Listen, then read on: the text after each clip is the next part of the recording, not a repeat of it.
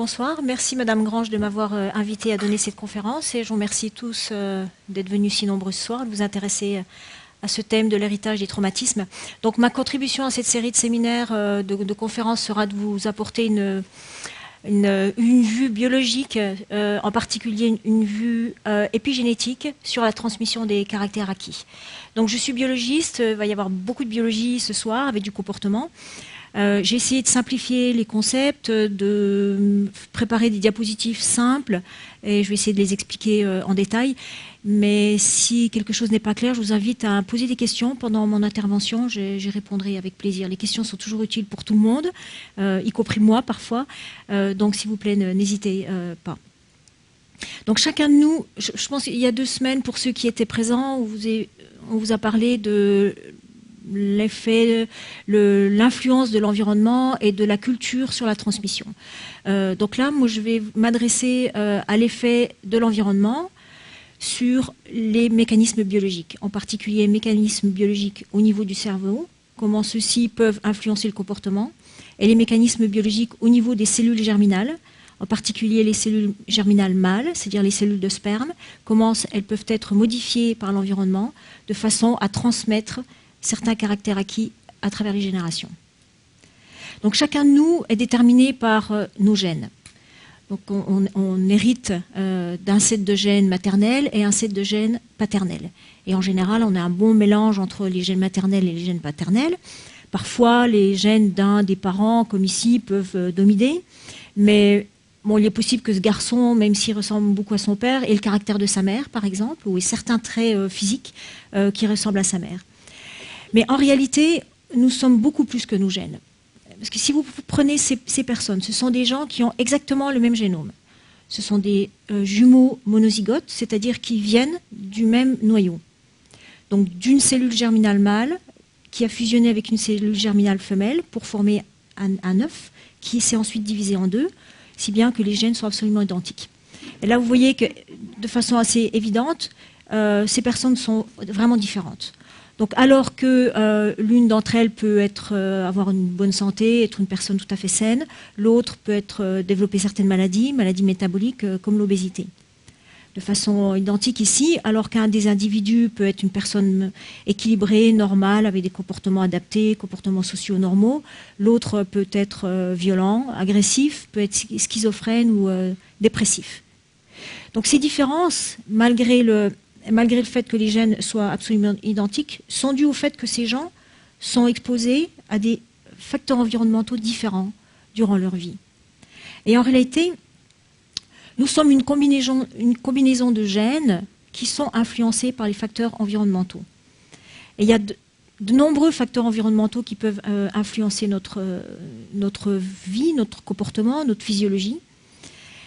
Et en particulier, je suis désolée, il y a quelques petites diapos avec quelques mots d'anglais, je n'ai pas pu toutes les traduire, mais parmi les facteurs qui nous influencent tout au long de la vie, l'alimentation, les expériences auxquelles, les expériences de la vie, les événements auxquels nous sommes exposés, que ce soit des traumatismes, des stress, mais ça peut également être des événements positifs.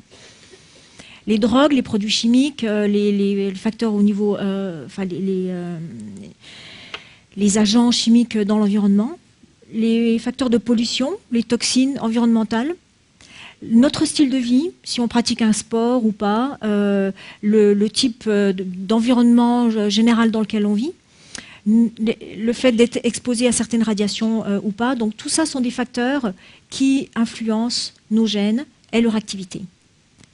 Et l'influence de ces facteurs environnementaux survient ou se produit pendant toute la vie. Vraiment des stades les plus initiaux, c'est-à-dire au niveau des gamètes mâles ou gamètes femelles. Après fertilisation, donc pendant l'embryogenèse, chacun des stades de l'embryogenèse est sensible à l'environnement, à travers la mère, bien évidemment. Soit que la mère est exposée elle-même à des facteurs environnementaux particuliers, qui soient favorables ou pas favorables, soit par l'alimentation, par exemple, ou lorsqu'elle prend des médicaments, ou si elle prend certaines drogues. Donc ça peut influencer le patrimoine épigénétique de l'embryon. Après la naissance, l'environnement agit également de façon intense sur le bagage épigénétique dans tout l'organisme, chez l'adulte et jusqu'à un âge avancé. Si vous prenez l'épigénome d'un individu à la naissance, il sera complètement différent de l'épigénome du même individu quelques années plus tard. Donc l'environnement a vraiment un effet dynamique sur l'épigénome. Et si on considère que les cellules germinales peuvent être affectées, c'est-à-dire que si cette personne adulte-là a ses cellules germinales affectées par l'environnement, c'est-à-dire que l'environnement laisse des traces dans ces cellules germinales, pas au niveau des gènes, mais au niveau de l'épigénome. Je vous expliquerai un petit peu plus tard ce que c'est. C'est en fait des petites étiquettes, des petites marques sur les gènes. On peut considérer que toute modification épigénétique pourra être transmissible et conduira à des phénomènes qui vont être hérités à travers les générations. Il y a quelques exemples dans la littérature qui montrent que l'exposition à certains facteurs environnementaux, en particulier l'alimentation, peut avoir des effets à travers les générations. Il y a de nombreuses études qui ont été faites sur une population de descendants de femmes qui, pendant une période de la guerre, à la fin de la Deuxième Guerre mondiale, en 1944, dans une partie ouest de la Hollande, il y a eu un embargo nazi sur toute cette région, si bien que ça a conduit à une famine pendant de longs mois. Et il y a des archives assez précises qui déterminent, qui disent quel était le niveau de l'alimentation, la qualité de l'alimentation, la quantité qui était à disposition des gens qui vivaient dans cette région. Et une étude a été faite en particulier sur les femmes qui attendaient un enfant à ce moment-là et sur leur descendance. Donc ces femmes ont eu un régime alimentaire restreint, donc ont dû faire face à une famine pendant de longs mois. Et si on considère que ces femmes qui à ce moment-là attendaient un enfant, donc non seulement elles vont être affectées par la famine, mais leur enfant va être également affecté par la famine, mais aussi les cellules germinales qui sont en développement dans l'embryon lui-même seront aussi exposées à cette restriction alimentaire et cette diminution de nombre de calories.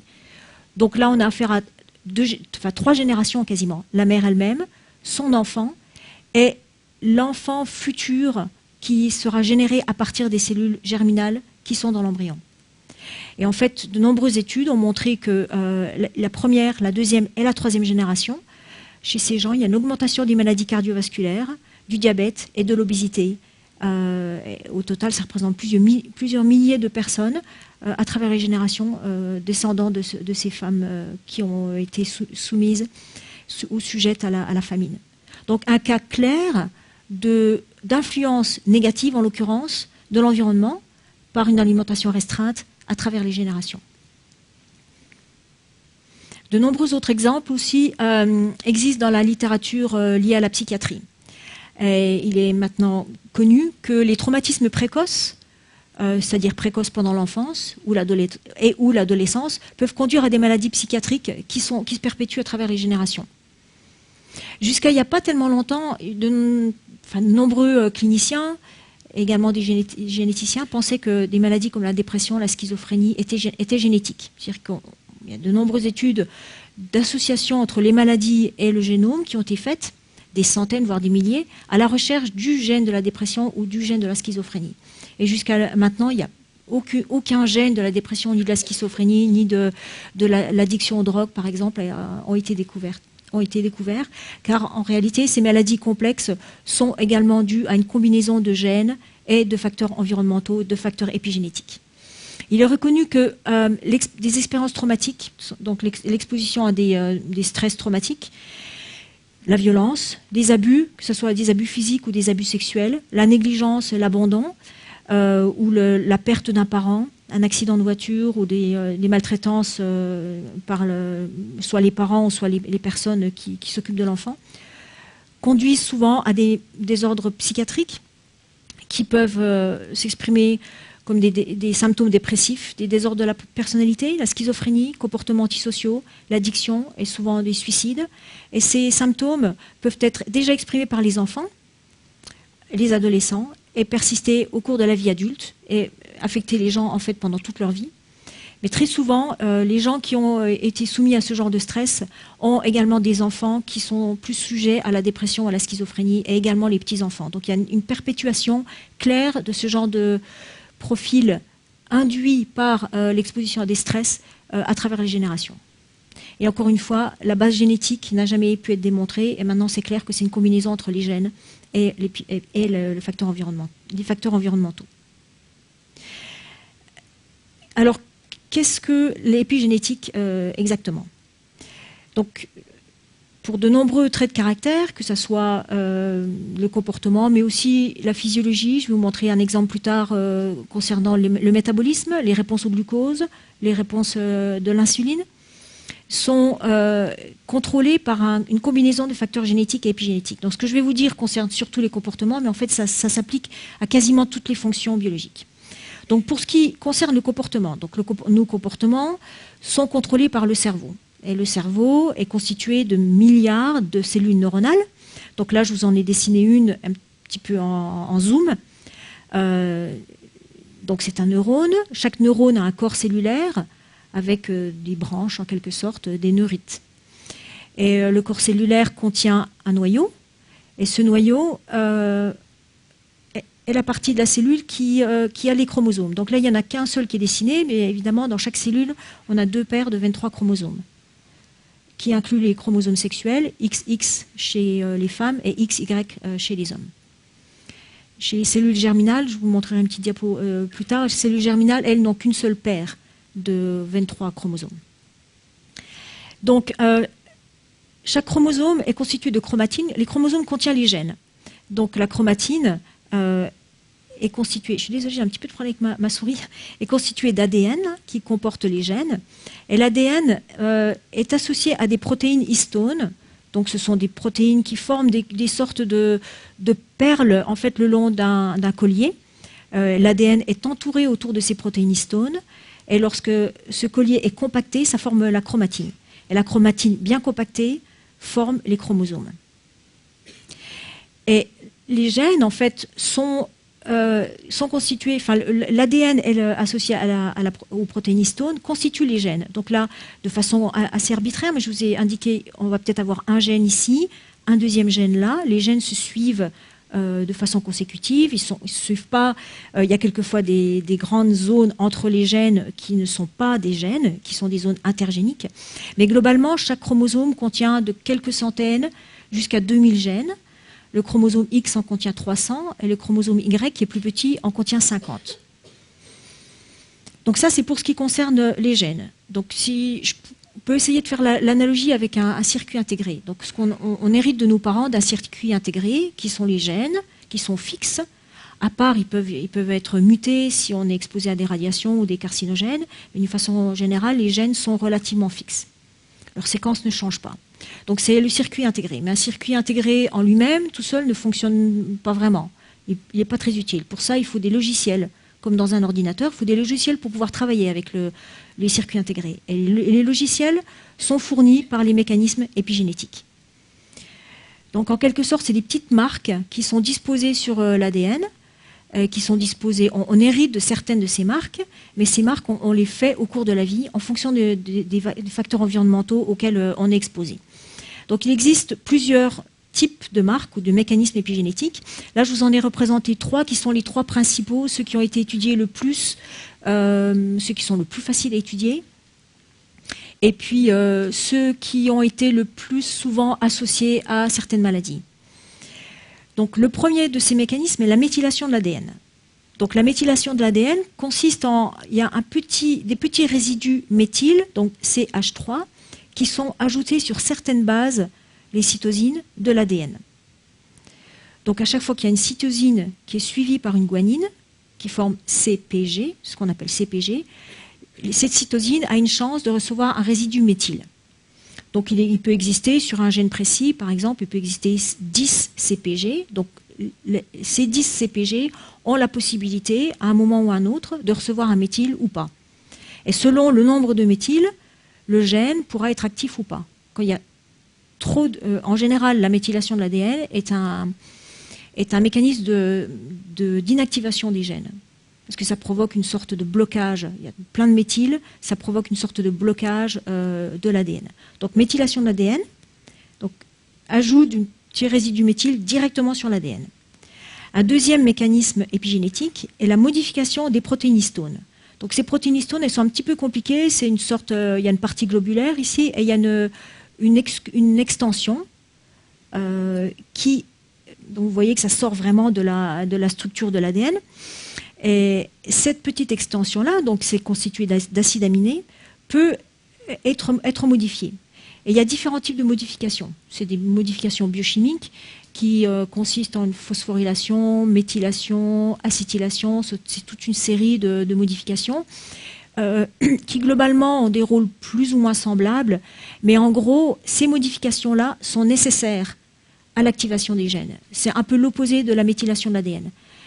On en a besoin pour bien contrôler les protéines histones de façon à rendre les gènes actifs. Donc, deuxième type de modification épigénétique. Une troisième forme de mécanisme non génétique ou épigénétique est les ARN non codants. Ça a été découvert de façon un petit peu plus récente, initialement chez les plantes et chez les vers, les C. elegans. Donc, ce sont des petites molécules d'ARN, l'ARN étant fabriqué directement à partir de l'ADN. Donc en fait, c'est des produits, des petits produits qui sont synthétisés à partir de l'ADN et qui s'accumulent en général dans le cytoplasme. Donc on les appelle ARN non codants parce qu'ils ne sont pas transformés en protéines. Ils restent juste sous forme d'ARN. Donc c'est juste des petites molécules qui en quelque sorte flottent dans le cytoplasme. Et ces molécules, d'une façon générale, permettent une inactivation des gènes.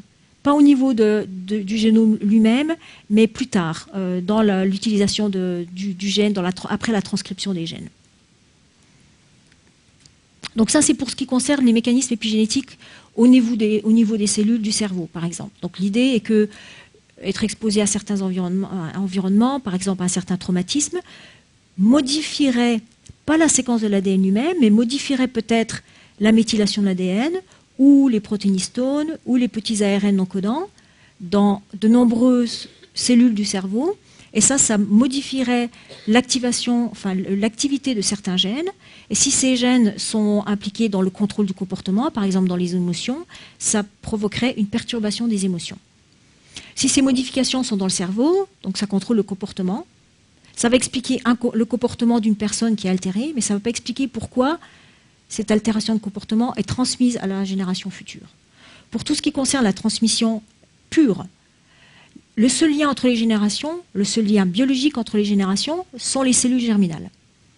Donc, si on a affaire à un caractère acquis qui fait intervenir des mécanismes épigénétiques et qui est transmis, ça doit, en principe, être sous-tendu par des mécanismes épigénétiques dans les cellules germinales. Et l'idée là, c'est que l'exposition à l'environnement ou à des traumatismes, des événements traumatiques, ne modifierait non seulement pas que les cellules du cerveau, mais aussi les cellules germinales. Ça, en particulier, si les événements traumatiques sont vécus pendant l'enfance ou l'adolescence. Lorsqu'ils sont vécus pendant la vie adulte, les cellules germinales sont en quelque sorte protégées. Donc, modification épigénétique au niveau des cellules germinales, mâles ou femelles, qui provoqueraient des altérations de la santé, des comportements dans la progéniture. Je vais vous parler essentiellement ce soir des cellules germinales mâles, parce que pour des biologistes qui travaillent avec des modèles animaux, comme nous, c'est beaucoup plus facile de travailler avec des cellules germinales mâles que des cellules germinales femelles. Collecter des oocytes de souris est compliqué, parce qu'elles n'en ont pas beaucoup, c'est très petit et difficile à étudier. Donc, que sait-on des mécanismes épigénétiques dans les cellules germinales? Très peu pour le moment. Là, je vous ai représenté une cellule de sperme de souris, mais chez l'être humain, c'est exactement la même chose. Ce qu'on sait, c'est qu'elles ont en effet un bagage épigénétique. Donc, la chromatine ou l'ADN dans les cellules germinales est organisée de façon un tout petit peu différente des autres cellules du corps, parce que les cellules germinales sont très petites. Et l'ADN, les gènes ont vraiment besoin d'être protégés dans ces cellules. On ne veut pas qu'il y ait d'interférences, qu'il y ait de cassures ou qu'il y ait de problèmes, d'altération du gène. Donc pour ça, la chromatine est compactée de façon beaucoup plus serrée que dans les autres cellules du corps. Et ça, c'est obtenu en remplaçant les protéinehistones. Vous vous souvenez des protéinehistones qui formaient ces espèces de perles comme un collier. Là, il n'y a quasiment plus de protéinehistones. Elles sont remplacées par des protéines qui sont beaucoup plus petites, qui s'appellent les protamines. Vous les voyez, elles n'ont pas la même forme. Elles sont plus petites, du coup, elles permettent de compacter la chromatine beaucoup plus. Et ça permet de mettre tous les gènes avec tous les chromosomes dans une cellule, juste la tête d'une cellule de spermatozoïde. Donc pour ce qui concerne les mécanismes épigénétiques, donc là on a de nouveau l'ADN, donc les gènes paternels. Et cet ADN peut également, l'ADN dans les cellules germinales mâles, mais également femelles, peut lui aussi être méthylé. On peut rajouter des petits résidus méthyl sur cet ADN. Et récemment, il y a moins de 2 ans, on a aussi découvert qu'il existait des ARN non codants dans le cytoplasme des cellules de spermatozoïdes. Donc 2 mécanismes épigénétiques possibles dans les cellules germinales. Il est aussi possible que les protamines soient modifiées, tout comme les protéinehistones. Simplement nous on a fait un petit peu de travail sur les protéines des souris, mais jusqu'à aujourd'hui, on ne sait pas quel type de modifications peuvent survenir sur les protamines humaines. Mais chez la souris, nos résultats ont montré qu'elles pouvaient être phosphorylées, acétylées et méthylées, tout comme les protéinehistones. En quantité, dans une moindre mesure par rapport aux protéinehistones, mais les modifications post-traductionnelles peuvent exister chez les protamines. Mais ce soir, je vais me concentrer essentiellement sur la méthylation de l'ADN, les cellules germinales, et sur les ARN non codants. Oui, là, c'était juste un petit rappel. Bon, je vous en ai parlé déjà tout à l'heure, mais voilà que les cellules germinales, en fait, non seulement la chromatine est différente, mais en plus, elles n'ont qu'une seule paire de 23 chromosomes, que ce soit les cellules germinales mâles ou femelles. Je suis désolée si pour certains, ça semble des notions acquises, mais j'ai pensé que ça pouvait être peut-être juste intéressant de montrer ça, et qu'en fait, après la fertilisation, il y a ce qu'on appelle des recombinaisons, un mélange. Donc là, si vous avez un chromosome du père et un chromosome de la mère, il y a un mélange de ces chromosomes par recombinaison. Et c'est ça qui fait que, pour revenir à ma première diapositive, que nous sommes un mélange de gènes paternels et maternels qui se recombinent au cours du développement. Donc, comme je vous ai dit, les mécanismes épigénétiques, leur rôle principal est de contrôler l'activité des gènes. Et là, c'est une représentation qui est très simple, mais qui explique un petit peu le principe. Donc, comme je vous ai dit, la chromatine est compactée. Or, un gène, pour être actif, on parle d'activité d'un gène, c'est lorsque ce gène est ouvert, la chromatine est libérée, en quelque sorte. Le gène est ouvert, comme est montré là, de façon à ce qu'il puisse être transcrit. C'est-à-dire que l'ADN est présent dans le noyau des cellules. Et il ne peut pas bouger. Mais on a besoin de cet ADN pour fabriquer des protéines, pour construire les cellules et pour construire l'organisme. Donc comme l'ADN est coincé dans le noyau, ce qui se passe, c'est qu'il y a une copie de l'ADN qui est fabriquée, ça s'appelle la transcription, est fabriquée en ARN. Et l'ARN, donc on utilise la séquence de l'ADN avec une petite machinerie, on fabrique l'ARN qui est la copie conforme, et ensuite l'ARN, lui, peut être exporté hors du noyau, dans le cytoplasme, et dans le cytoplasme, l'ARN va être utilisé, reconnu par toute une machinerie également, pour fabriquer des protéines qui ensuite vont être distribuées dans toutes les parties de la cellule pour agir et remplir leurs fonctions biologiques. Donc pour la transcription, pour être transcrit, l'ADN a besoin d'être déroulé et d'être accessible à toute une machinerie. Et c'est cette accessibilité-là qui est contrôlée par les mécanismes épigénétiques. C'est-à-dire là, vous avez un gène qui est actif, c'est-à-dire qui va permettre la transcription en ARN, puis ensuite la fabrication de protéines. Et là, vous avez un gène qui est inactif, c'est-à-dire qui est complètement compacté, qui est imperméable, hermétique à la machinerie nécessaire à la transcription. Et que la transition d'un état à un autre dépend complètement des mécanismes épigénétiques. Donc si le gène est fortement méthylé sur l'ADN, et qu'il y a très peu de modifications des protéines histones, le gène va être compacté, il va être inactif. Par contre, s'il n'y a quasiment pas de méthylation de l'ADN et que les protéines histones sont modifiées où il faut, le gène va être actif.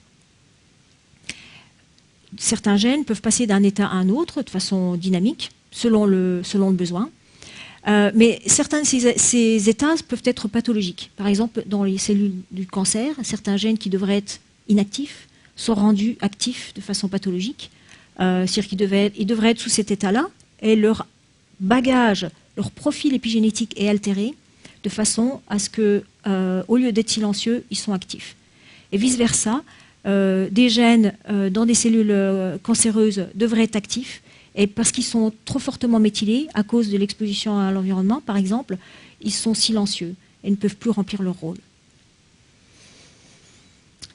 Donc, si on part de l'hypothèse que l'exposition à l'environnement peut causer des symptômes comportementaux altérés qui sont transmis à travers la génération, et que ça, c'est dû à des modifications au niveau épigénétique, on ne peut pas vraiment utiliser l'être humain pour tester cette hypothèse. Parce que c'est trop compliqué, on ne peut pas exposer quelqu'un de façon volontaire à un traumatisme, prélever le cerveau, c'est pas possible. Donc on utilise des modèles animaux pour ça, et en particulier la souris. La souris a un formidable modèle biologique, parce qu'on connaît son génome, il a été décrypté totalement, et parce qu'on peut travailler avec des souris isogéniques, c'est-à-dire si on a un grand groupe de souris, elles ont toutes le même génome. Donc nous qui nous intéressons aux mécanismes épigénétiques, c'est intéressant parce qu'on exclut complètement l'intervention de changement du génome, puisque toutes les souris ont le même génome, et là on peut vraiment regarder de façon précise les différences des mécanismes épigénétiques. Donc en nous inspirant de la littérature clinique qui montrait qu'un certain nombre de pathologies comme la dépression, et en particulier la maladie borderline, c'est une maladie un petit peu complexe dans sa symptomatologie, parce que les gens borderline qui atteignent, selon certains psychiatres, jusqu'à 10% de la population, les gens borderline sont dépressifs, sont impulsifs, sont des gens qui ont des problèmes pour contrôler leur comportement. Souvent, ce sont des gens qui sont antisociaux, des gens qui ont des problèmes de concentration, problèmes cognitifs. Et parfois, ils peuvent fonctionner très bien pendant de nombreuses années et puis développer certains symptômes à certains moments. Donc c'est une pathologie qui est assez dynamique, assez variable. Et beaucoup de borderline commettent des suicides, meurent par suicide en réalité. Et dans la littérature clinique, quasiment tous les cas de borderline sont associés à des stress traumatiques pendant l'enfance. Chez les femmes, c'est souvent de l'abus sexuel. Chez les hommes, c'est des violences, des abus physiques et des négligences pendant l'enfance. Donc, en nous inspirant de la littérature clinique, on a développé un modèle animal pour essayer de reproduire les stress que ces patients subissent. Et l'idée était d'avoir un modèle, pas forcément de borderline, mais un modèle de stress traumatique chez la souris qui conduisent à des symptômes comportementaux clairs, reproductifs et transmissibles à travers les générations. Donc on a travaillé quelques années sur ce modèle, on a essayé différentes manipulations et on a réussi à développer un modèle qui permet justement d'induire certains symptômes qui sont transmis jusqu'à la 3e voire la 4e génération. Alors ce modèle est basé sur la séparation maternelle imprévisible. Vous avez là des petits qui sont, j'ai dans la diapositive suivante une famille normale, donc voilà une mère avec ses petits dont elle prend bien soin. Nous, pour notre manipulation, donc on prend la mère, on la sépare des petits 3 heures par jour, mais à n'importe quel moment de la journée. Donc les animaux savent que quelque chose va se passer, qu'ils vont être séparés, mais ils ne savent pas quand. Et ça, c'est un facteur de stress intense. Et ça, on le fait. Et pendant les 3 heures de séparation, la mère est également stressée, de façon imprévisible, donc n'importe quand pendant les 3 heures, et un petit peu au hasard sur différents types de stress. Par exemple, on la met dans un tube, elle est complètement comprimée. C'est stressant pour une mère qui sait que ses petits l'attendent quelque part, ou on la met dans un verre ou dans un récipient d'eau froide comme là. Donc, et ça, c'est une manipulation que nous faisons de la naissance jusqu'à 2 semaines après la naissance. Ça représente environ 2/3 de la vie pré-sevrage, parce qu'on peut sevrer les petits souriceaux à 3 semaines. Donc si on rapporte ça à l'être humain, ça correspondrait à toute la période de l'enfant jusqu'à l'adolescence. Comme on était intéressé à la transmission à travers les générations, on a produit plusieurs générations de ces animaux. Donc dans la situation contrôle, Donc les animaux sont maintenus en conditions normales, dans des cages complètement standards, alors que dans la manipulation, on appelle MSUS, je suis désolée, c'est l'abréviation en fait de la traduction anglaise de notre paradigme. Donc vous verrez sur les diapos MSUS un petit peu partout. Retenez simplement que c'est notre paradigme de stress traumatique. Donc cette manipulation MSUS, on l'a fait sur la F0. Donc pendant 2 semaines, on sépare les petits de façon imprévisible. La 3e semaine, les petits sont maintenus avec leur mère de façon complètement normale. Ensuite, ces petits, on les seuvre à 3 semaines, on les met dans des cages, on sépare les mâles des femelles, on les met dans des cages et on attend qu'ils soient adultes. Donc une souris adulte environ à 2 mois et demi, 3 mois. Une fois qu'elles sont adultes, on va tester leur comportement et ensuite on va les croiser de façon à générer la génération suivante. Donc là, je vous ai indiqué les croisements, la génération de patriline, c'est-à-dire de la descendance de mâles.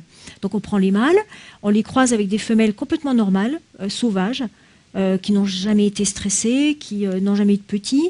Donc on génère de cette façon la 2e génération. Donc ces petits, on attend qu'ils soient adultes, on va tester leur comportement et on répète l'expérience, on prend les mâles, on les croise avec des femelles qui sont sauvages, naïves, de façon à générer la 3e génération. On a fait aussi ces expériences sur les femelles, donc en générant les matrilines, on a obtenu quasiment les mêmes résultats que je vais vous montrer ce soir, mais ce n'est pas indiqué ici. Donc là, ce qui est important, jusqu'où aller dans les générations, pour revenir au modèle que je vous ai, au concept que je vous ai présenté tout à l'heure, où vous voyez une femme enceinte, donc elle non seulement va être affectée, son enfant également, mais les cellules germinales dans son enfant. Donc là, on a affaire au même principe. C'est-à-dire qu'il faut aller jusqu'à la 3e génération pour qu'aucune cellule de ces individus, ni même la cellule germinale duquel ils sont issus, n'a été exposée au stress. Donc si on voit une transmission, si on voit des phénotypes comportementaux altérés dans cette 3e génération qui sont identiques à la 1re génération, ça indique des mécanismes épigénétiques. Ça indique que les gènes sont complètement à exclure et ça exclut également le soin maternel. La possibilité que la transmission se fasse de façon culturelle par le soin maternel.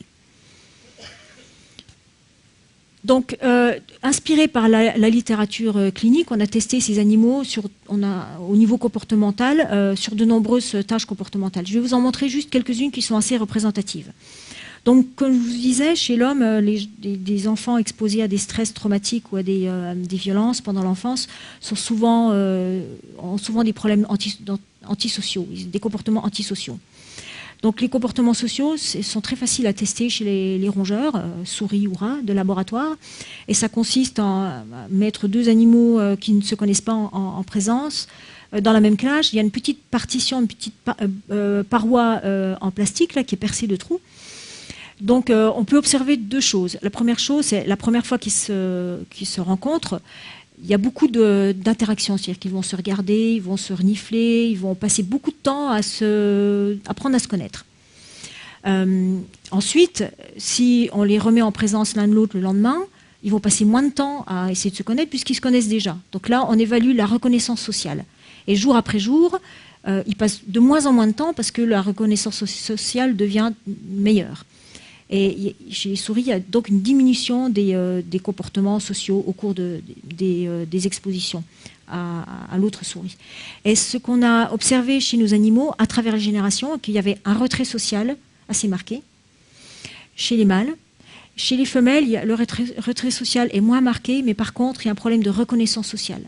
C'est-à-dire que globalement, les animaux, à travers les générations, voilà, on indique que c'est un ratio de discrimination. Vous voyez, ça, c'est les performances, enfin les résultats qu'on attend, les comportements qu'on attend chez les souris contrôles.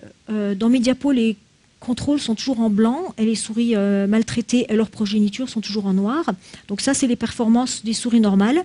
Et vous voyez qu'elles sont augmentées. Il y a une augmentation chez les souris F1, chez leur progéniture et chez la progéniture de la progéniture. Et globalement, ceci traduit des problèmes, un retrait social et un problème de reconnaissance sociale. C'est-à-dire qu'ils n'arrivent pas à lire les indications qui leur permettent de reconnaître leur père. D'autres comportements qui sont assez marqués chez les gens qui ont subi des traumatismes pendant l'enfance sont des comportements dépressifs. Donc la dépression, chez les rongeurs, est également très facile à tester, et en particulier en utilisant une tâche de nage forcée qui s'appelle la tâche de Porsold. C'était inventé par M. Porsold dans les années 70. Elle est toujours utilisée aujourd'hui par les industries pharmaceutiques pour tester les antidépresseurs. Ça consiste à mettre une souris dans un verre ou un bécher d'eau froide, comme indiqué là. Et en général, une souris normale, ce qu'elle va faire, c'est qu'elle va nager et va essayer de s'échapper. Par contre, une souris déprimée va quasiment pas nager. Elle va être par désespoir. Elle va abandonner assez rapidement, se dire c'est pas la peine que je me batte.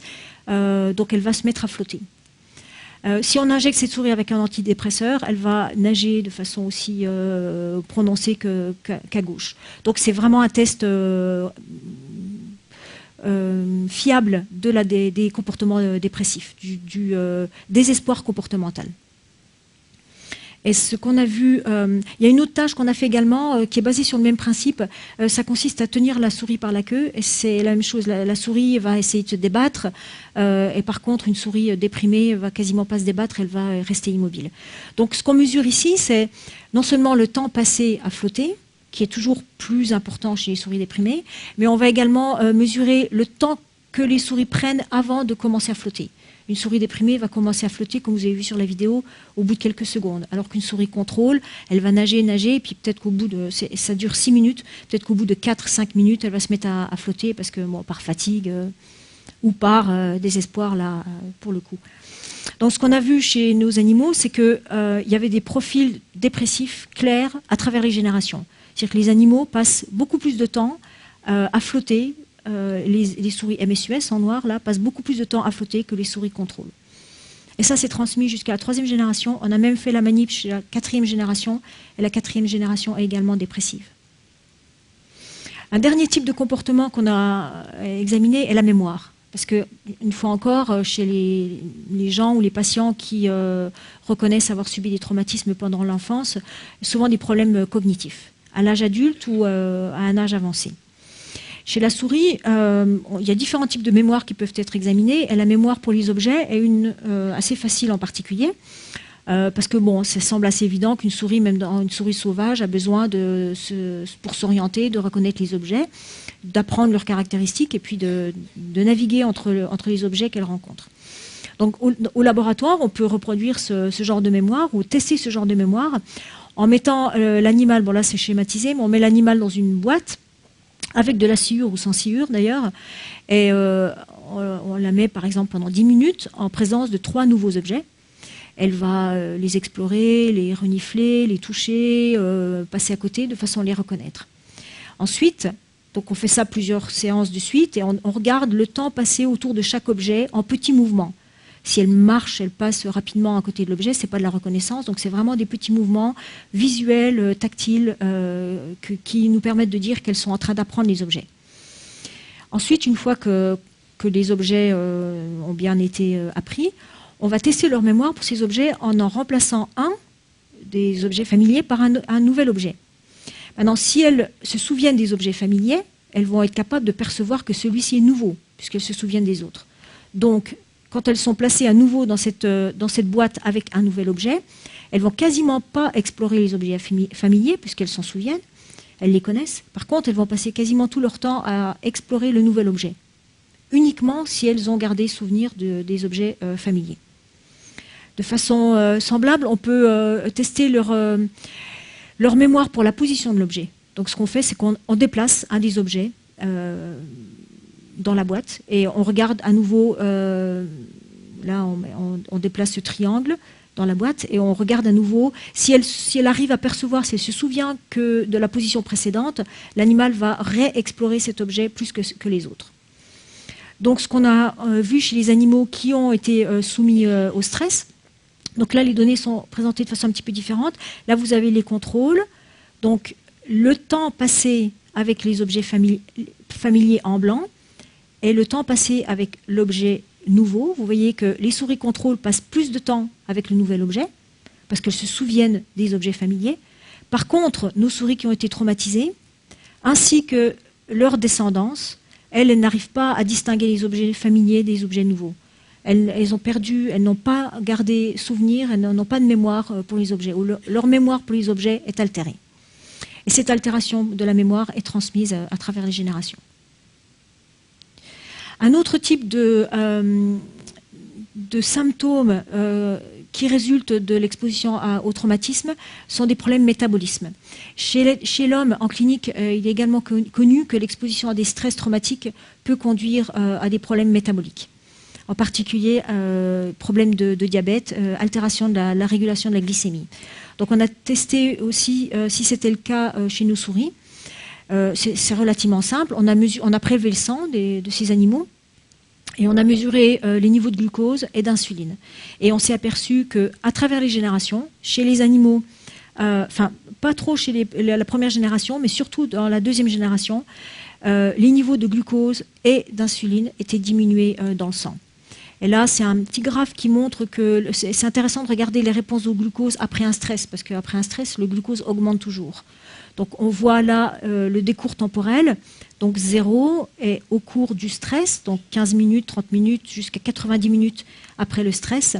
Et on voit qu'il y a moins de glucose avant le stress et que cette diminution du glucose, elle persiste même pendant le stress. Donc il y a une augmentation de la réponse, comme chez les souris contrôle, mais chez les souris traumatisées, enfin dans la progéniture des souris traumatisées, il y a une quantité de glucose qui est diminuée tout le temps, même après stress. Donc ça indique que globalement, l'exposition à ce genre de traumatisme pendant l'enfance a des effets non seulement au niveau comportemental, donc conduit à des profils dépressifs, antisociaux, problèmes de mémoire. Il y a aussi d'autres phénotypes que nous avons remarqués. Une perte de contrôle comportemental assez flagrant chez ces animaux. Et on pense qu'elles sont aussi plus sujettes à l'addiction aux drogues. Et en plus de ces altérations comportementales qui sont transmises à travers les générations, par les pères et par les mères. Je vous ai montré les données chez les pères, mais on a fait les mêmes observations chez les mères. Et qu'en plus de ces altérations comportementales, il y avait aussi des problèmes de régulation du métabolisme, régulation du glucose et de l'insuline, qui étaient également transmis à travers les générations.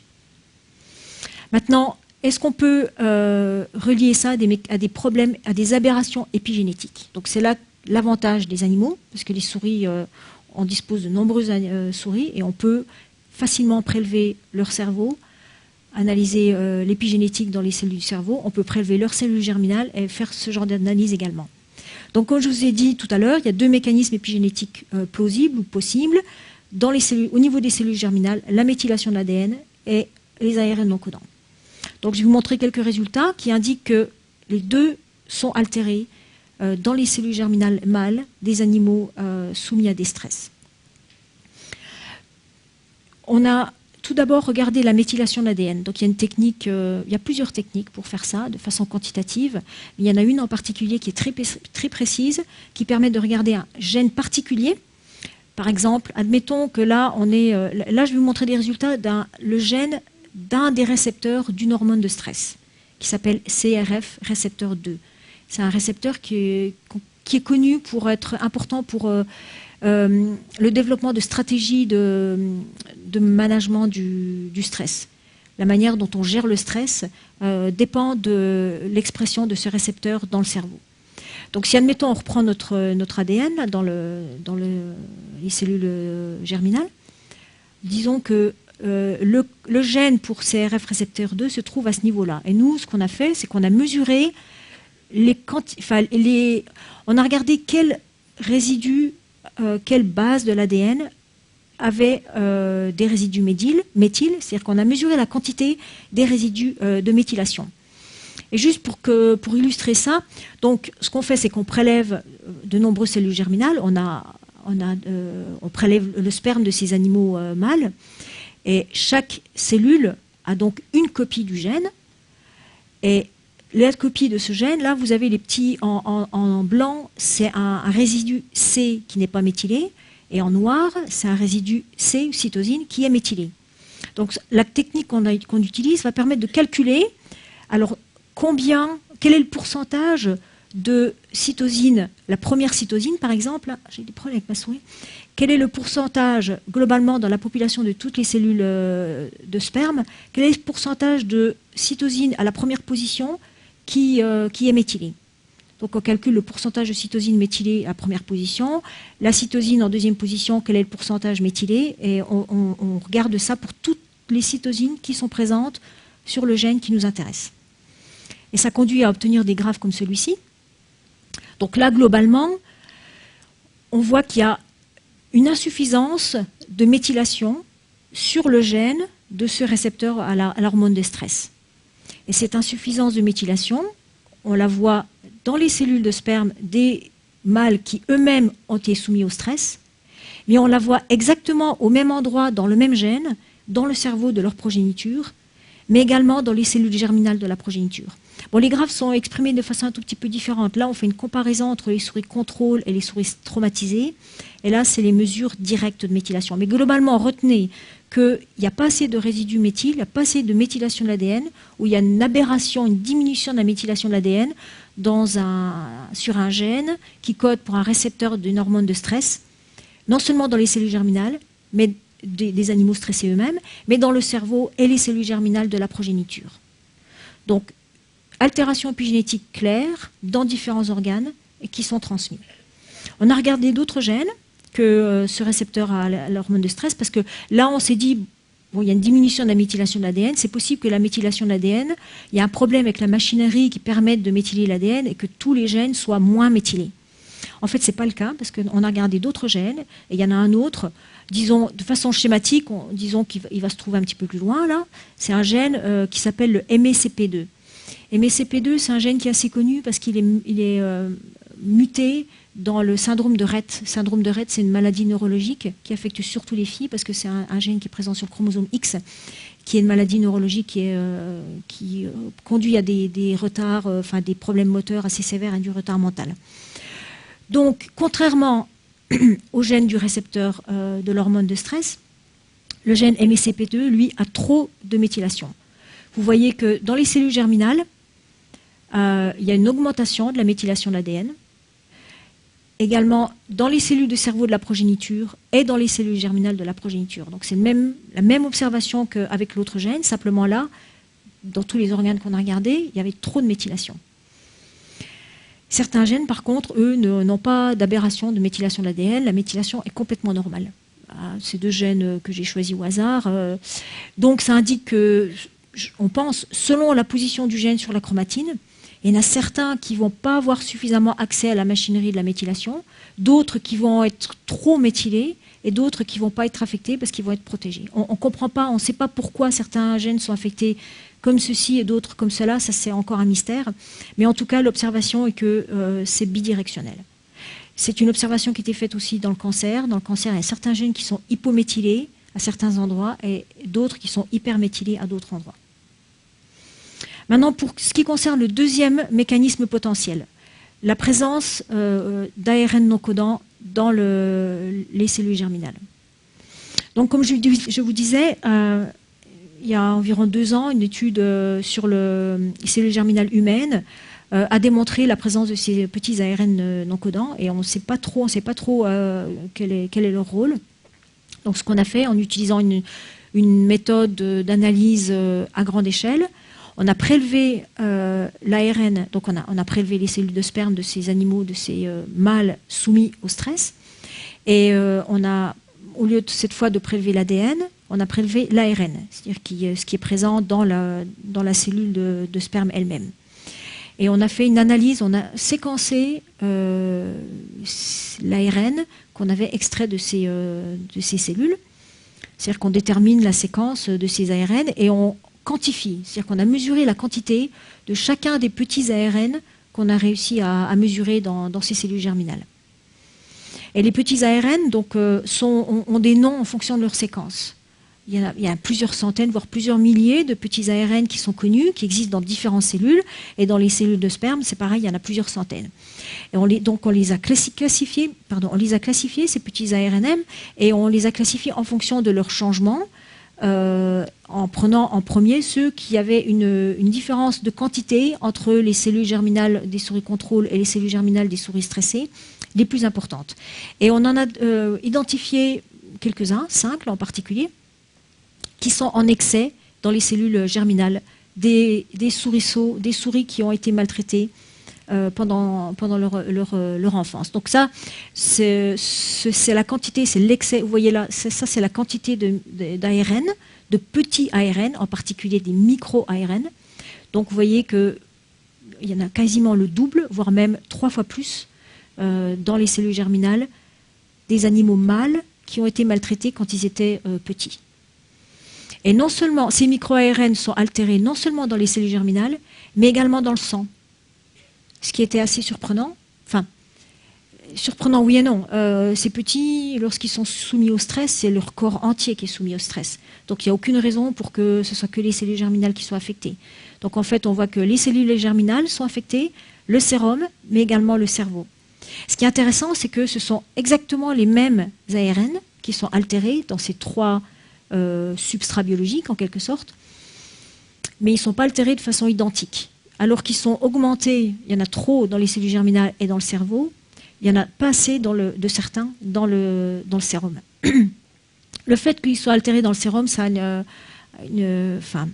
un avantage extrême, parce que chez l'homme, on peut prélever le sang, on peut mesurer les ARN de façon identique, c'est très simple, c'est déjà fait en clinique, en thérapeutique, en diagnostic. Donc si on arrive à démontrer la même chose chez l'être humain, ça pourrait être une manière de détecter peut-être des traces de stress. Mais ce qui était intéressant également chez ces animaux, c'est que non seulement les animaux qui étaient soumis au stress eux-mêmes, mais également leur progéniture ont des aberrations de la quantité de ces ARN. Et quasiment le même genre d'aberration, donc il n'y en a pas assez dans le sérum, et il y en a trop dans le cerveau. Par contre, dans les cellules germinales, il n'y a plus de différence. Même si les phénotypes, les problèmes de comportement sont transmis dans la 3e génération, il y a une correction dans la 2e génération, donc il y a probablement transfert de ces altérations sur d'autres marques épigénétiques, mais ça c'est une autre question, on ne comprend pas très bien quel est le mécanisme.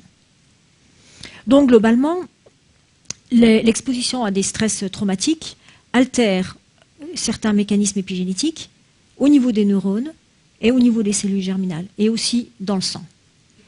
Maintenant, comment prouver vraiment que ce sont ces marques, ces aberrations épigénétiques qui sont responsables des phénotypes comportementaux?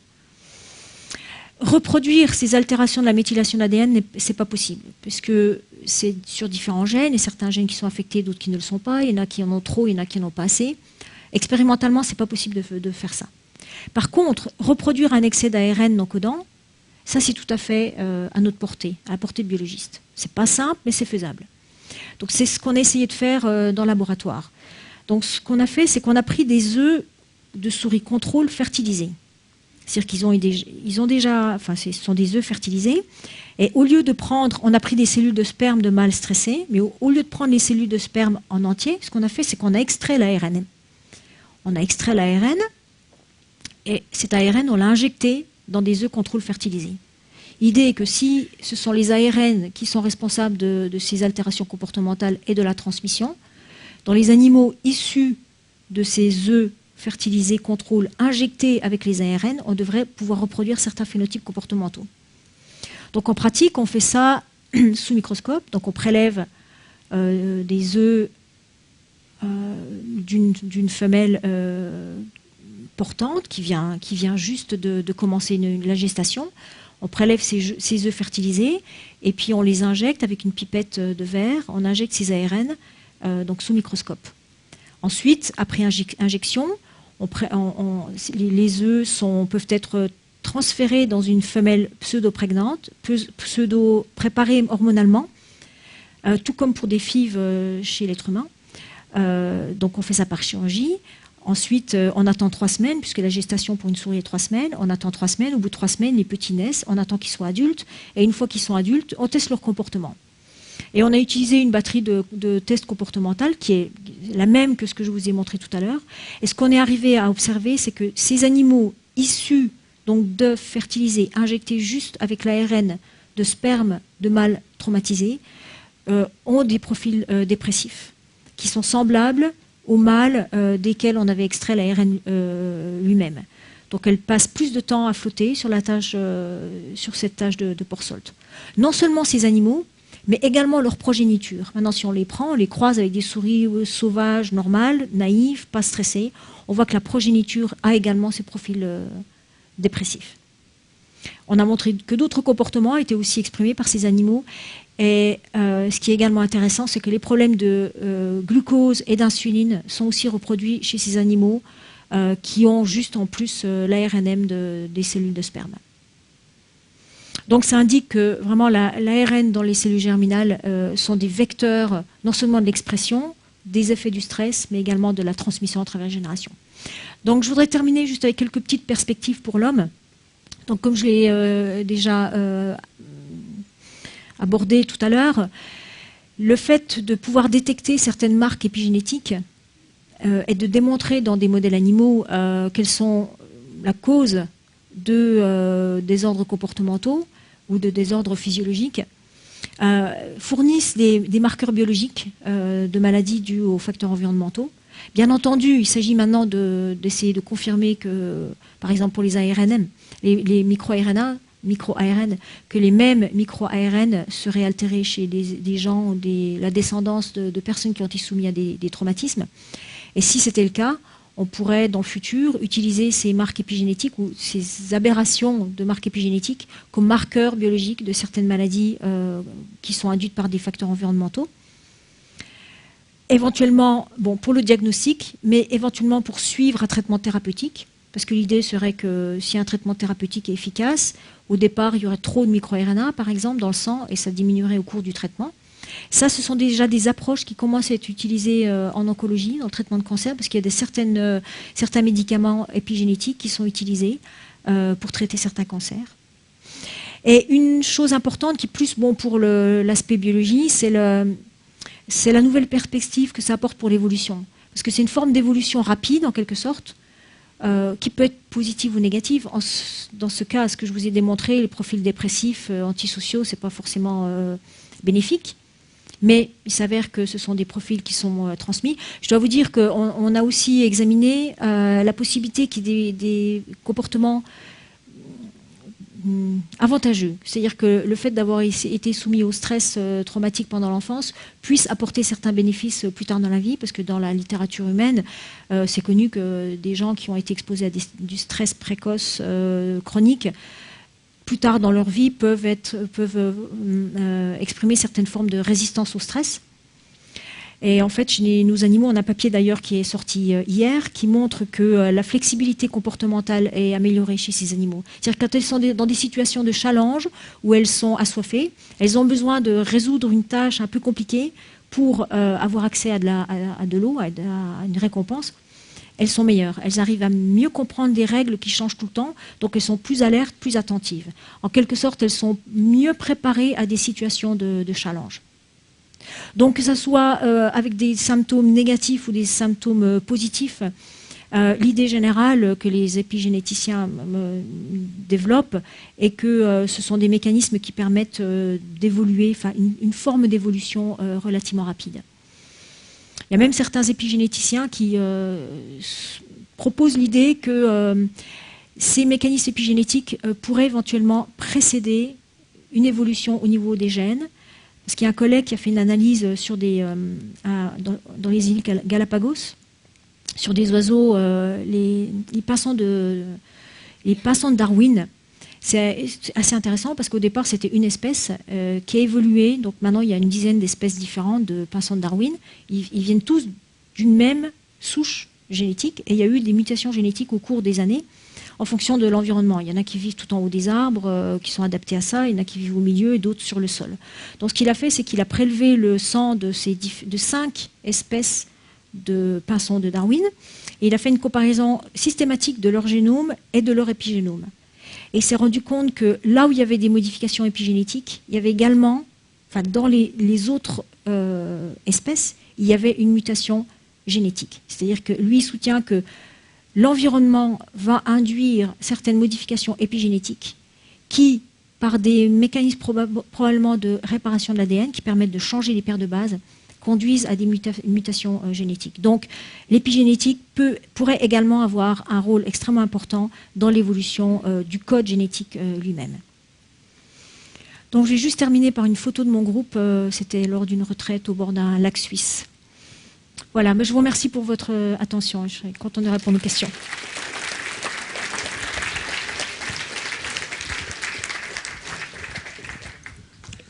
Merci beaucoup Isabelle Mansuy. Je vais faire circuler un micro. Si vous avez des questions, des remarques, je vous demande de lever la main.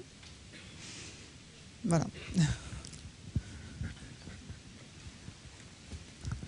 Alors, vous avez fait une conférence très intéressante, malgré notre petit cerveau, puisque nous ne sommes pas scientifiques.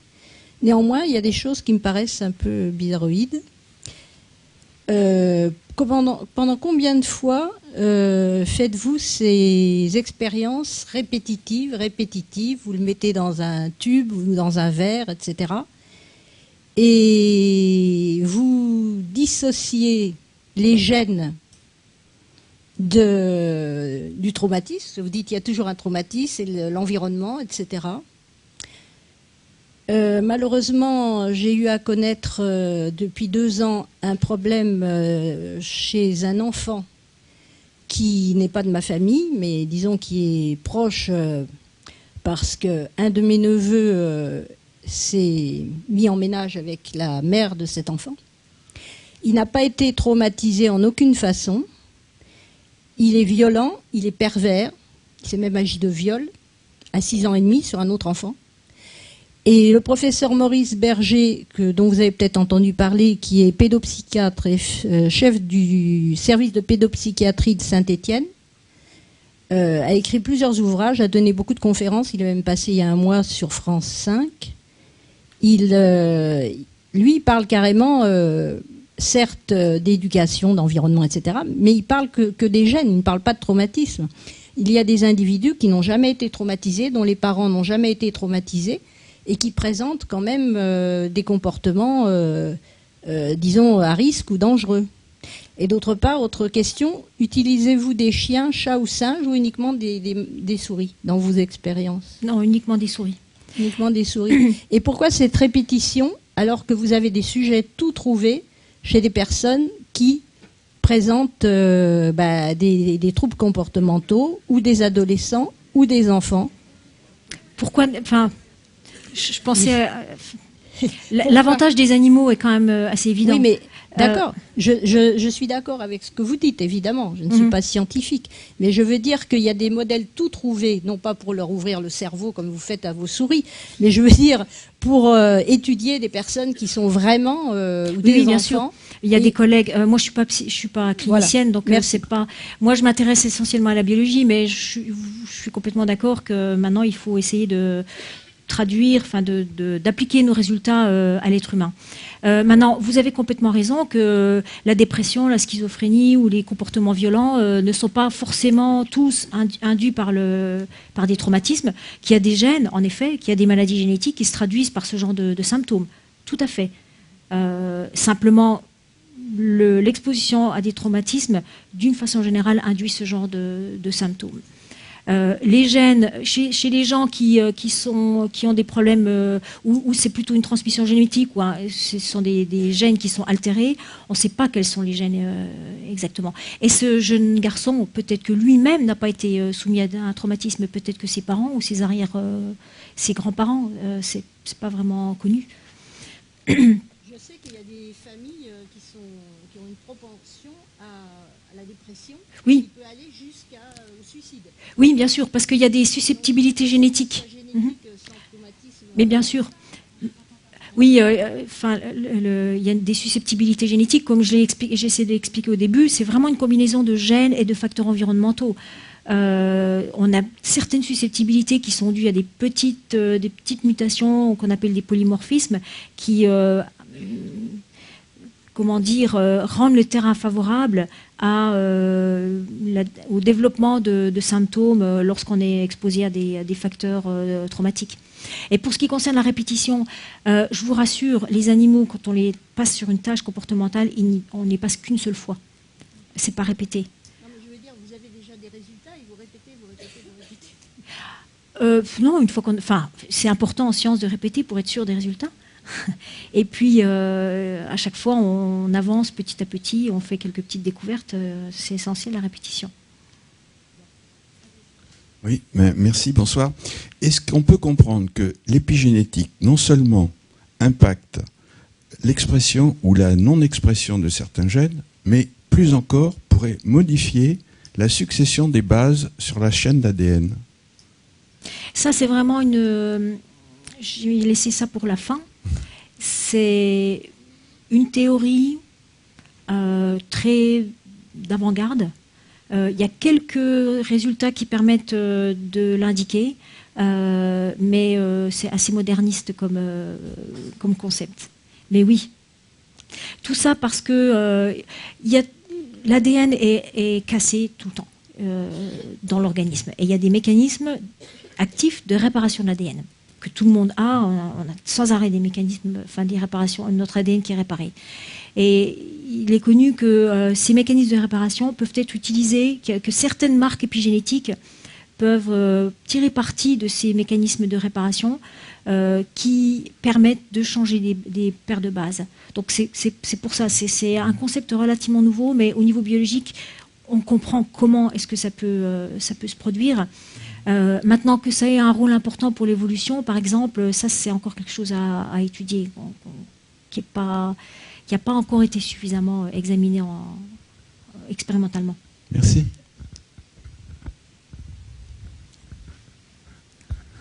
Bonsoir, c'est aussi une question un peu sur l'évolution qui ressemble à la précédente. Est-ce que les analyses qui ont été faites sur les modifications épigénétiques ont dépassé l'étude de la 3e génération? Autrement dit, il y a eu des expériences qui ont été faites pour analyser sur la énième génération. Et du coup, est-ce que on a déjà la preuve de ce que vous venez de dire, c'est-à-dire que l'hypothèse d'un marqueur épigénétique à un endroit donné de l'ADN est le précurseur d'une modification à terme de cet ADN et donc de l'évolution, parce que ça sera effectivement un peu de lamarckisme, un peu d'influence du milieu environnant sur le génome, oui. Sur la génétique. Nous, avec nos études, on a gardé les comportements seulement dans la 4e génération. On n'a pas fait encore d'études épigénétiques. Maintenant, l'étude dont je vous ai parlé sur les pinsons de Darwin, ce sont des phénomènes évolutifs qui ont lieu sur peut-être des centaines d'années. Donc pour ce qui concerne une expérience dans le laboratoire, je crois que l'échelle de temps, même si on parle d'évolution rapide, c'est rapide par rapport à l'évolution normale qui est plutôt en dizaines de milliers ou centaines de milliers d'années. Mais malgré tout, même si c'est rapide, ça reste quand même beaucoup trop long pour être couvert par la vie d'un seul chercheur. Mais je pense que peut-être que dans un avenir proche, on aura des moyens de favoriser les mécanismes, les mutations épigénétiques et voir dans quelle mesure est-ce que ça peut provoquer une mutation génétique avec des mécanismes beaucoup plus rapides afin de démontrer que ça peut réellement avoir lieu. Mais pour tout ce qui concerne les stress traumatiques, ça c'est quelque chose qu'on n'a pas encore pu réellement démontrer. Voilà, une question ici en haut. Je voudrais vous poser en fait 2 questions. D'abord, je vous remercie de votre exposé et aussi bien sûr de vos recherches et des recherches de votre équipe, mais à la fois je suis surpris et choqué de vos conclusions. Surpris parce que vous concluez, sans émettre le moindre doute, que les caractères acquis s'héritent. Or, me semble-t-il, la communauté scientifique n'est pas du tout d'accord sur cette conclusion. Ça, c'est ma première surprise. Choqué parce que on pourrait penser que les enfants des déportés des camps de concentration, ces enfants qui ont été fortement traumatisés, eux-mêmes ont traumatisé leurs enfants, qui eux-mêmes ont traumatisé leurs enfants. Et si je comprends qu'un trauma soit codé physiologiquement, vous ne faites pas la démonstration, me semble-t-il, que ces traumas peuvent, de génération en génération, s'hériter. Encore une fois, je veux bien qu'il y ait une héréditabilité, j'y arriverai pas, de certains caractères, mais concernant par exemple la dépression ou les maladies mentales, attention, on va aller très loin. Et je crois qu'il faut se souvenir quand même qu'entre 39 et 45, et même à partir de 33, les malades mentaux en Allemagne étaient éliminés. Alors à ce moment-là, si on va jusqu'au bout, si on peut hériter par exemple d'une maladie mentale, il ne faut pas que les malades mentaux puissent éventuellement se reproduire. Vous voyez toutes les conséquences que ça peut avoir sur le plan social. Oui, pour ce qui concerne ma conclusion que les caractères acquis peuvent être transmis, non, j'ai jamais dit que tous les caractères acquis pouvaient être transmis. Là, simplement, les caractères acquis qui font intervenir des modifications épigénétiques dans les cellules germinales ont la possibilité d'être transmis. En aucun cas, si vous apprenez quelque chose, par exemple, un caractère acquis, un apprentissage ou le fait d'apprendre à faire du vélo, c'est un caractère acquis. On travaille dur quand on est enfant pour l'apprendre. On va peut-être même se blesser, avoir le souvenir du jambe cassée pendant l'apprentissage du vélo. Ça, en aucun cas, ce genre d'apprentissage de caractère acquis va être transmis dans la génération future. Parce que ça ne fait pas intervenir les cellules germinales. Donc, je suis désolée si mon message a peut-être semblé un peu catégorique, mais absolument pas tous les caractères acquis sont transmis. Uniquement ceux où les cellules germinales interviennent. Maintenant, votre deuxième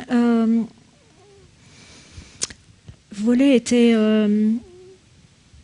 lié à la guerre. Je pense qu'il y a quand même un certain nombre d'études qui ont été faites sur les troubles comportementaux ou les troubles physiologiques des descendants de la Deuxième Guerre mondiale. Des gens qui ont été traumatisés pendant la Deuxième Guerre mondiale ne vont pas forcément eux-mêmes maltraiter leurs enfants. Parce qu'il me semble que c'était ce point-là que vous aviez essayé de soulever. S'il y a reproduction des altérations comportementales, par exemple la violence, à chaque génération, ben les chances pour que ça soit transmis sont quand même assez élevées. Souvent, en effet, des parents violents vont générer des enfants qui eux-mêmes vont être violents. Là, d'accord. Non, non, peut-être pas. Non, d'accord. Oui, peut-être ou peut-être pas. Moi, c'est pas ça vraiment qui m'intéresse. Enfin, c'est pas ça que nous avons étudié, nous. Nous, chez La Souris, il y a ce genre de transfert culturel ou de transfert par soins maternels est complètement exclu dans notre analyse, puisque on travaille avec des mâles. Et on a fait ce qu'on appelle du cross-fostering, c'est-à-dire qu'on a fait élever des petits par d'autres mères. Donc tout ce facteur culturel lié à la famille ou soins maternels sont complètement exclus. C'est ce qui nous permet de tirer des conclusions au niveau biologique elles-mêmes. Maintenant, pour votre dernier point sur le fait que pendant la guerre, les gens avec du retard mental étaient éliminés, oui, je ne suis pas très sûre du lien que vous vouliez faire avec ça. La plupart des cas de retard mentaux sont dus souvent ce sont des maladies génétiques. Il y a des gènes qui sont connus pour le retard mental, des gènes qui sont importants pour le développement du cerveau, par exemple, qui ont des mutations. C'est ce qui induit en général le retard mental. Donc là, c'est plus l'aspect génétique. Je ne sais pas, peut-être que j'ai pas bien saisi votre argument sur ce qui concerne ça. Attendez, on ne vous entend pas. Attendez, je vous apporte le micro.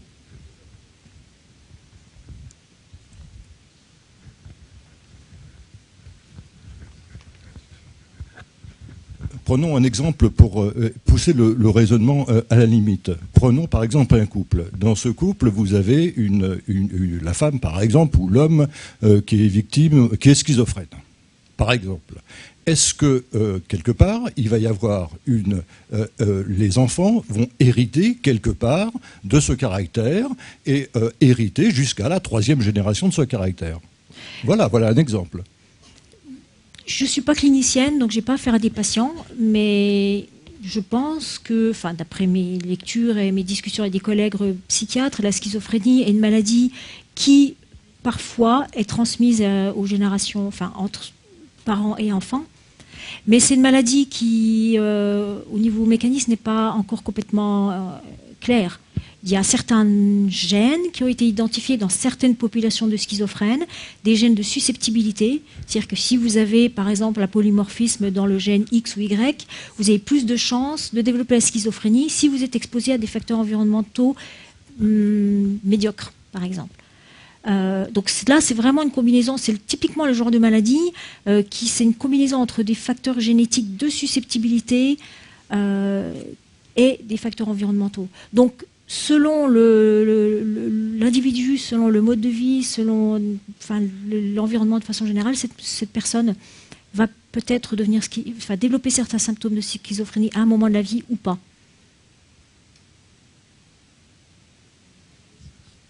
Bonsoir. Je vous remercie pour la présentation. Je vous remercie aussi au passage, ça c'est un exemple du courage que vous montrez à répondre à certaines questions parfois difficiles, et je pense que ça fait partie du métier de scientifique, et je suis tout à fait... Voilà. Mais c'est important de souligner, je pense. En tout cas, moi je le fais. Une autre question qui est peut-être plus simple, peut-être. Vous dites que vous avez évidemment travaillé avec un échantillon assez large, notamment un échantillon pour lequel le génome est identique, ou en tout cas assez homogène. Dans les résultats que vous avez pu constater, que vous présentez de façon statistique, est-ce que tout de même vous avez pu peut-être remarquer des sauts de génération où, par exemple, certains phénotypes que vous pourriez attendre de souris stressées, en fait, ne se manifestent pas? Est-ce qu'il y a peut-être à quelques moments des individus qui ne présentaient pas le résultat attendu? Oui, c'est quelque chose qu'on observe de façon assez systématique avec les symptômes dépressifs. Parfois, c'est exprimé par les pères, pas par leur fils, mais par contre par la progéniture de leur fils. C'est-à-dire qu'il y a une génération masculine qui n'exprime pas. Ils sont capables de transmettre, mais ils n'expriment pas. Mes discussions avec des collègues psychiatres, ils m'ont dit que c'était quelque chose qui était assez observé de façon assez fréquente aussi chez l'homme. Au niveau mécanistique, on ne comprend pas très bien à quoi c'est dû, mais en effet, on a fait cette observation systématique. Une question un peu naïve, peut-être. Donc, en F1, il y a un trauma. Les mécanismes épigénétiques sont modifiés et entraînent quelque chose. En F2, en F3, il y a des troubles chez les individus.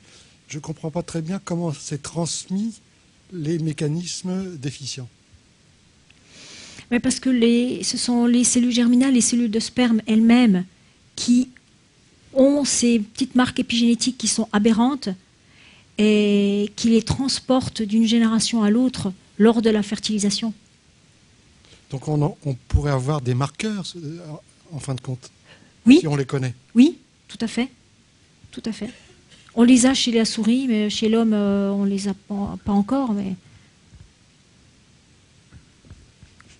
Est-ce qu'il y a... Oui, c'est deux questions là-bas. Une question là-bas, je crois.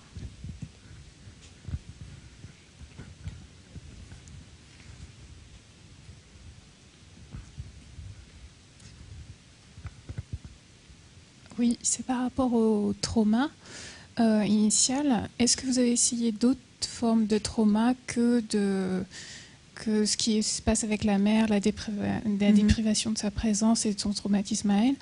Est-ce que vous avez essayé d'autres formes de trauma et est-ce que ça a eu une réponse différente? On a essayé différentes... on a essayé de nuancer cette manipulation, par exemple en la rendant prévisible. Donc, séparation maternelle prévisible, avec ou sans stress maternel. Et en fait, nous, comment s'intéresser à la transmission entre les générations, si la séparation maternelle est prévisible ou si elle n'est pas combinée avec du stress maternel, la transmission ne se fait pas. Donc, c'était la manipulation qui était vraiment la plus sévère qui permettait cette transmission. Il y a d'autres laboratoires qui ont travaillé sur des paradigmes de stress, notamment stress adulte, chez les pères. Ils montrent qu'il y a certains symptômes légers qui sont présents dans la progéniture, mais ça, c'est pas transmis. Donc, une conclusion générale de nos travaux et des travaux d'autres personnes est qu'il faut que les stress soient vraiment profonds, soient chroniques, et qu'il y ait cette notion d'imprévisibilité, enfin, qui rend la situation voilà, incontrôlable par les animaux. C'est un stress émotionnel, mais c'est un stress physiologique, c'est un stress vraiment global.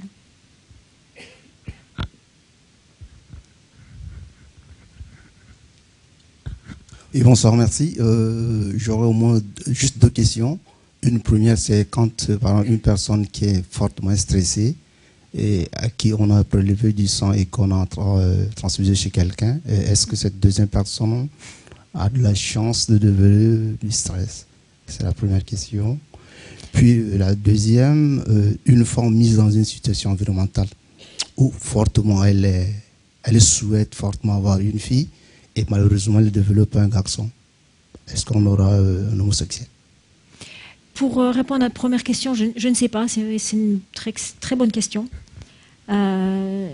L'existence des petits ARN dans le sang et le fait qu'ils soient modifiés par le stress, ça c'est une découverte relativement récente. Donc je crois qu'on n'a pas encore suffisamment de recul pour maintenant, dans la perspective, regarder quelles étaient les conséquences chez les gens transfusés, mais c'est une bonne question.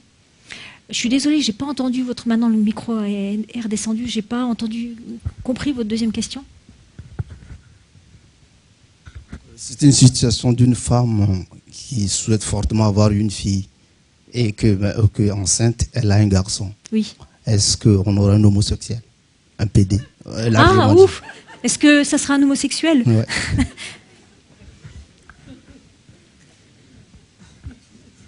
Tout dépend comment elle l'élève, peut-être.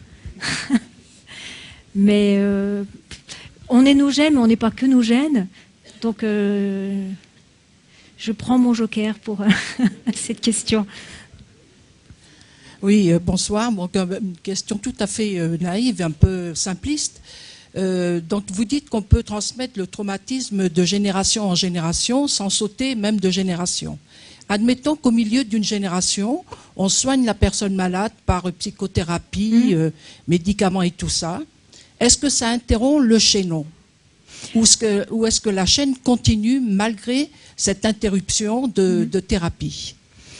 Pour interrompre la transmission, il faut que les mécanismes épigénétiques soient réparés dans les cellules germinales. C'est irréversible? Non, j'ai pas dit ça.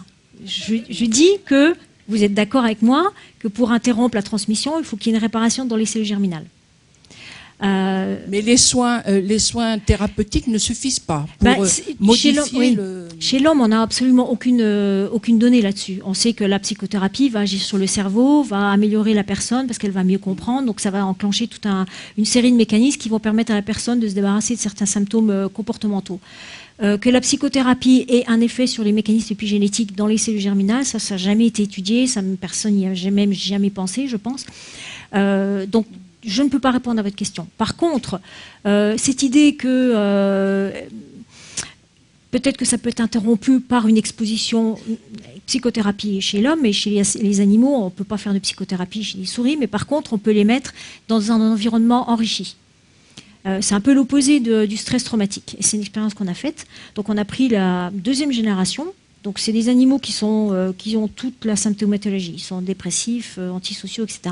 quand ils sont adultes. On les prend quand ils sont adultes, on va les mettre plusieurs semaines dans un environnement enrichi. C'est-à-dire c'est des grandes cages, ils sont en groupes sociaux, il y a des roues pour courir, il y a des jouets, il y a un petit labyrinthe qu'ils doivent parcourir pour obtenir leur nourriture. Donc c'est riche et c'est plein de surprises chaque jour. C'est connu comme ayant des effets positifs sur les fonctions cognitives. Ce qu'on a vu, c'est que ces animaux, après avoir été exposés à plusieurs semaines de cet environnement enrichi, ne sont plus dépressifs. On a regardé ce qui se passait au niveau de l'épigénétique dans leurs cellules germinales. Et on a des données préliminaires qui indiqueraient que c'est éventuellement réversé. En tout cas, si on prend ces mâles qui ont été enrichis, qui ne sont plus dépressifs, qu'ils l'étaient auparavant, parce que leur père avait été exposé au traumatisme, si eux-mêmes on les croise, leur progéniture n'a plus de comportement dépressif.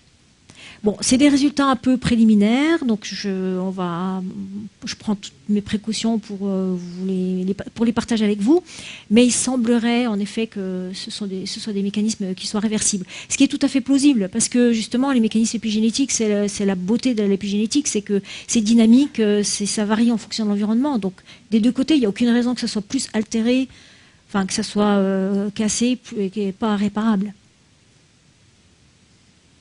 Bonsoir. Dans le même esprit, je me demandais, donc vous avez changé l'environnement, est-ce que vous avez proposé un traitement? Un traitement des symptômes dépressifs, par exemple? C'est ça, par médicament?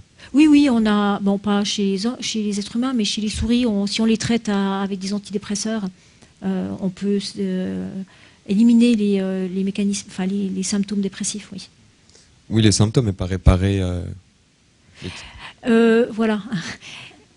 Réparer les altérations épigénétiques dans les cellules germinales. Non, ça, je crois que personne n'a fait la manip. Par contre, ce que les gens ont fait, des collègues ont fait, c'est mesurer les petits ARN dans le sang après traitement aux antidépresseurs. Et ça agit, ça peut corriger certaines aberrations de micro-ARN dans le sang après un certain nombre de jours de traitement. Et il y a des papiers relativement récents qui montrent ça chez les êtres humains. Des gens traités aux antidépresseurs ont une correction des altérations de micro-ARN dans le sang. Il y a une question là-bas, je crois.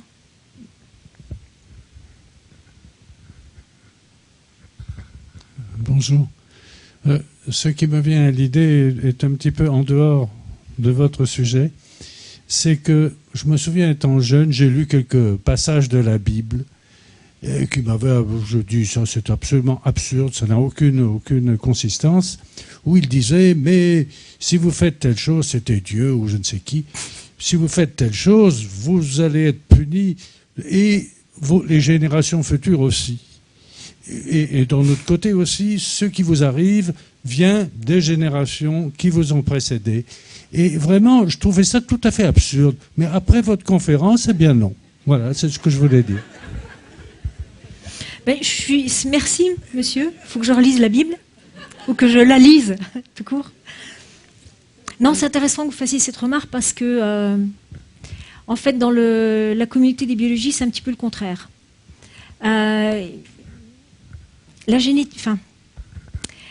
La biologie est assez dominée, enfin la science est assez dominée par l'Amérique. Et il y a beaucoup de gens, enfin de grands professeurs américains qui sont assez religieux, qui ont des idées assez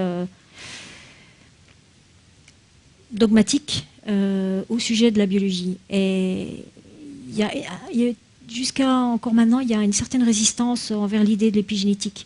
Justement qui va contre l'idée que voilà, Dieu nous a donné quelque chose de précieux et c'est Dieu. L'épigénétique dit qu'il n'y a pas que Dieu, il y a l'environnement, il y a nos parents. Donc il y a une certaine opposition dans un cadre, à cause du cadre religieux, entre la génétique, c'est-à-dire le fait qu'on nous donne un bagage et que ce bagage est fixe et qu'on doit composer avec, et cette idée d'épigénétique que ce bagage est modifiable et qu'on peut contrôler notre vie et notre futur. Donc maintenant, ça réconcilie peut-être un petit peu ces deux idées. Je suis contente de savoir que la Bible était visionnaire. Je ne sais pas qui l'a écrite d'ailleurs, je ne sais plus.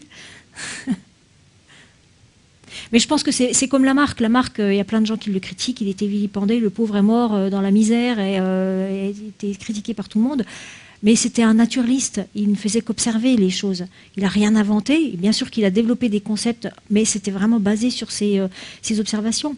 Et il avait raison, mais pour toutes les observations qu'il a faites. D'ailleurs, c'est intéressant, le musée de l'Homme a conservé tous ces monographes et on peut les télécharger sous forme PDF. Et quand on lit, bon, c'est un vieux français, quand on lit ce qu'il écrit, ça tombe sous le sens.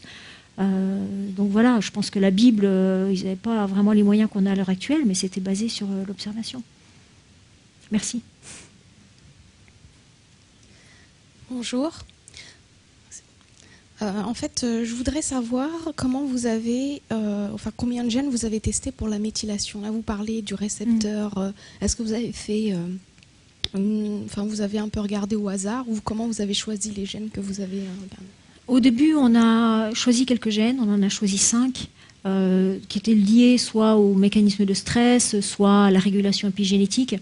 Mais plus tard, on a fait une analyse sur tout le génome. Il y a des méthodes qui permettent de faire ça avec un anticorps. C'est un anticorps qui reconnaît les résidus méthyl. Et on a maintenant toute une liste de gènes qui sont soit hyperméthylés, soit hypométhylés. C'est un tout petit peu compliqué parce que à l'époque, il y a quelques années, c'était pas possible encore, ou c'était difficile de mesurer la méthylation de l'ADN sur la longueur du gène, parce que ça coûtait beaucoup trop cher. Donc nous, on s'est restreint à une petite portion qui est le promoteur, la région qui permet de réguler. Donc les données qu'on a montrent qu'il y a quasiment, je dirais, 150 gènes qui ont trop de méthylation dans le promoteur, et environ le même nombre qui n'a pas assez de méthylation dans le promoteur. Il faudrait maintenant qu'on recommence ces manips, maintenant que les techniques ont évolué, que c'est beaucoup plus facile de faire de la méthylation de l'ADN, de mesurer de façon quantitative sur tout le génome pour voir exactement, pour avoir des données plus précises. Parce que quand on a essayé de confirmer ces données, on a eu beaucoup de mal. Et en fait, on n'est pas complètement sûr. En tout cas, ce qui est sûr, c'est que ça va dans les deux sens. Il y a certains gènes qui ont trop de méthylation, d'autres qui n'en ont pas. Et que malgré le fait qu'on ait eu du mal à confirmer les données, on a réussi à extraire certains gènes candidats qui sont extrêmement intéressants. Notamment, on s'est aperçu qu'il y avait un canal. C'est un canal qui permet de faire traverser les ions. C'est un canal au chlore, qui est essentiel pour les fonctions du cerveau de base, qui est altéré par le stress. Donc c'est intriguant, mais en même temps, les conséquences peuvent être extrêmement importantes, et on est en train de travailler sur un de ces candidats-là. Bonjour, merci. Bonjour. J'ai 3 petites questions. La première, en fait, vous expliquez qu'il y avait le taux d'hormones qui augmentait, et au bout de 3 générations, il revient à la norme. C'est un moment, si j'ai bien compris, c'est ce que vous disiez. On voit que les facteurs peuvent revenir à la norme en termes de sécrétion hormonale. Je voulais savoir, cette norme, est-ce qu'elle est tout le temps constante, ou Je me souviens pas trop avoir dit ça, mais... D'accord. Bon, j'ai peut-être mal compris parce que je suis arrivé un peu en retard.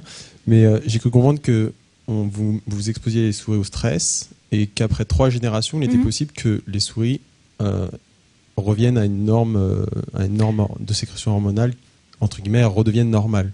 En fait, les hormones, si on regarde les hormones de stress, elles ne sont pas modifiées par l'exposition à ce traumatisme. Parce que la régulation hormonale dans le corps est bien faite. Il y a tous des mécanismes qu'on appelle de feedback, de retour.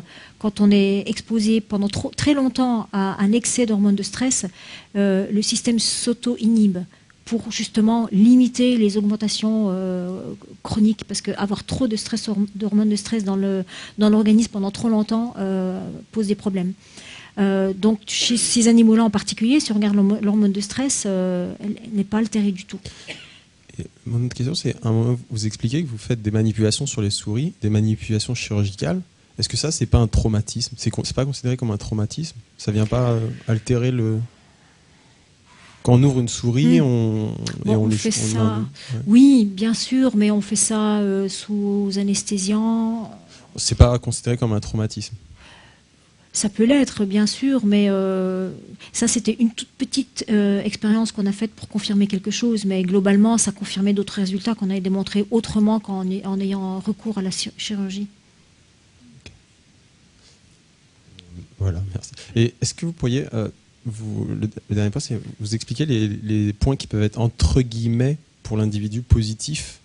À la fin, vous expliquez, voilà, ça peut rendre des gens plus endurants au stress, plus à même à répondre à des épreuves difficiles. Quel autre point positif il y aurait d'autres? Et puis, ça les rend moins sociaux, entre guillemets, parce que si j'ai bien compris aussi, en regardant certaines de vos chiffres, ça reste à la marge, c'est des 10-20%, c'est pas des vérités générales, c'est des 5-10%. Enfin. 10%, c'est énorme. Quand vous prenez par exemple la schizophrénie, c'est 1% de la population. 1%, ça représente quand même des millions d'êtres humains sur Terre. Mais c'est-à-dire qu'il y a bien 9 souris sur 10 qui ont été exposées à du stress, mais qui n'ont pas leur fin de changement. Il y en a 1 sur 10 qui change. Non, c'est pas ça. Ça, je vous parle de la schizophrénie, mais nous, dans notre cas, toutes les souris qui sont exposées au stress ont des problèmes de comportement. D'accord. Les effets sont de 100%. Ok. Merci. Oui, bonjour. En fait, je voulais vous demander, parce que vous avez dit qu'une étude récente mettait des souris, les générations des souris traumatisées vous les mettiez dans des situations très épanouissantes. Mm-hmm. Et je voulais savoir dans quelle situation étaient élevées les souris 2e et 3e génération sur lesquelles vous aviez fait vos études. Dans des conditions normales, standards, C'est-à-dire, ce sont des cages normales, voilà, avec de la sciure. C'est pas enrichi, c'est quand même appauvri par rapport à ce qu'elles pourraient vivre à l'extérieur, mais ce sont des conditions standards qui sont déterminées par les réglementations en vigueur en Suisse et ailleurs. Oui. Merci. Voilà, donc on va prendre une dernière question, car je vois encore une main qui se lève, et ce sera la dernière de la soirée.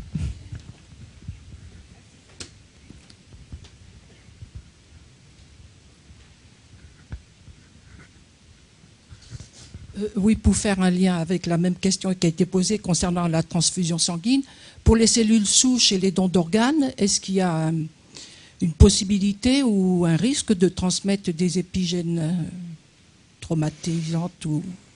Je ne sais pas. Je ne crois pas que c'était vraiment étudié en détail. Je préfère pas me prononcer, je ne sais pas. Voilà, donc il y a encore beaucoup de choses à découvrir. On va terminer Mm-hmm. sur cette ouverture finalement. Merci beaucoup Isabelle Mansu. Merci.